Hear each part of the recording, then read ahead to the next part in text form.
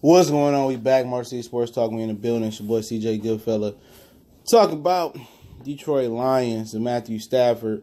It's been one of the most efficient quarterbacks over the course of the last few weeks. And, like I said, we talked about the offensive line allowing the least amount of pressures on Matthew Stafford this season so far. That's a big help.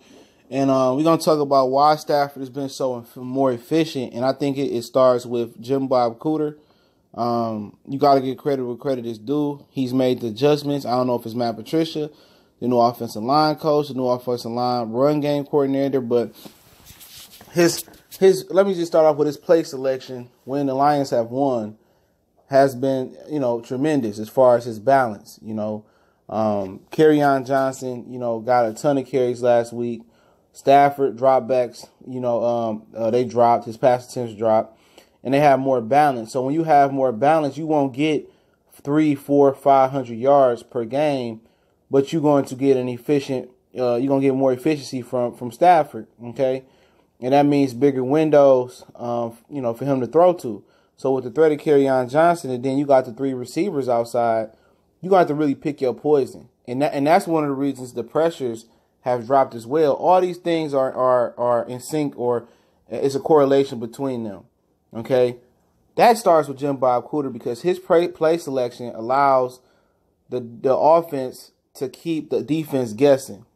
So when you're running the ball good, it's always a thought, even on 3rd and 5 or 3rd and 3 or 3rd and 6 and 7, it's always a thought that they have to still respect the run. Okay, they still have to, as funny as it sounds, they have to respect the run and think about the run. And pass, it could be 3rd and 1. And they still will have 7 men in the box. They wouldn't respect and put an 8, 9 man in the box unless they had to. Unless they just knew it was that critical. But usually they just play 7 in the box and still believe the Lions 7. The Lions front can't beat they 7. But now that the defense can't really key in, there's no algorithm to what the Lions are really doing as far as there's no real set, concrete offensive thing where we're going to drop back 50, 60 times a game.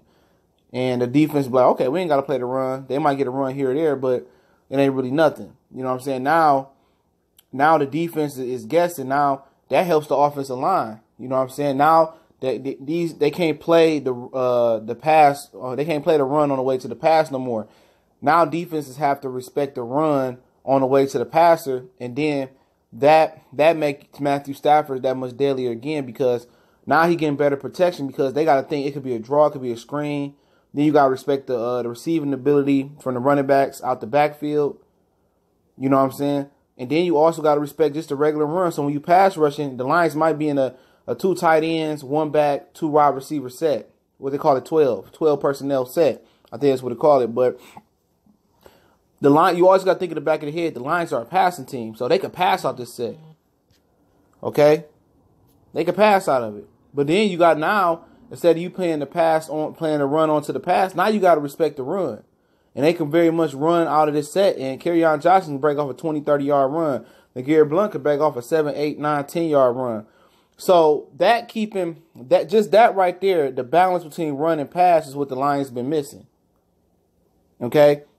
That run and pass differential, now they don't know when to come. Then they make the offensive line that much better. Now the big guys got an opportunity to really impose their will and abuse the defense and come forward and open holes up.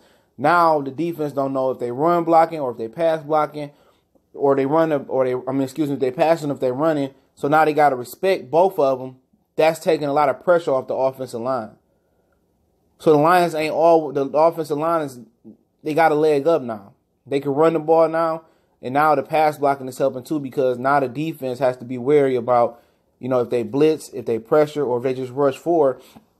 They always got to respect the running back. Thus, all that's working together is making the offensive line better. Okay, Jim Bob Cooter is making the line better. It's making the running game better. He coming with better run plays. There's no more of those okey doke retarded run plays. He getting more creative with the run plays. And with all that working, Matthew Stafford is getting easy throws. He getting the same easy throws that a lot of the quarterbacks are getting in the league, and he's deadly. If you let Stafford get time, he going to tear you up. He don't need much to get that ball off. And even though the numbers aren't like bloody, like wow, but he's efficient. Even in the Packer game when he wasn't that accurate, he didn't have to be. The run game is allowing him to be more efficient, more accurate. And this is the most help Stafford's had. You know, other than the season when Bush and Bell did good, but I think this is more potent in this season, you know, because he got the 3 receivers. And on top of that, defensive coordinators and head coaches around the league always got to keep in the back of their mind that Stafford still can drop back 40, 50 times a game, and he still can be explosive and throw it downfield in tight windows. You got to keep that in the back of your mind. You always thinking about the original threat, which the original threat is they're an explosive pass offense. So, you know, you got to pick your poison. And like I said, this is the most help Stafford had. This is the best offensive coordinator stretch that Stafford had as far as run-pass balance and the consistency in the run game. You go back to Reggie and Joyke, I won't argue with that. But Kerryon Johnson just not getting the explosive plays. Blunt not just getting explosive. They getting real grinded out yardage. And this is the best offensive line to play. I hated Jeff Beckerson and Dominic Raiola for years. For years, I said when they got rid of them, the Lions be able to run the ball better. But remember, and you also got to think about this with Matthew Stafford as well, too. Most teams that are predominantly run teams, I said the Jacksonville Jaguars when Fournette and Hyde and TJ Yeldon is all healthy or whatever, if that ever happens. If they get behind by 10, 15, 20 points, if the defense don't make a few plays, then the perception is, and probably the reality is, it's over with. If other teams that just run the ball well get behind and their quarterback has to force to drop back and win the game, it ain't too many quarterbacks that can do that. So Stafford still can always fall back on that. Stafford can still drop back 30, 40, 50 times a game and win a game. Stafford still can bring you back in the game. The Lions right now is the most balanced they have ever been right now. It's the most balanced. This is the best supporting cast Stafford got. And now that you got the tight ends now, Mike Roberts, they learn how to implement them. Jim Bob Cooter, whoever's tutoring him, whatever he's learning as the season go on, he's maturing. And hopefully he keeps that consistency. And we won't know until he hit that ass, and he going to have to stay consistent. But, yeah, this is what I believe. Motor City Sports Talk. Don't forget we on Facebook, Instagram, Twitter.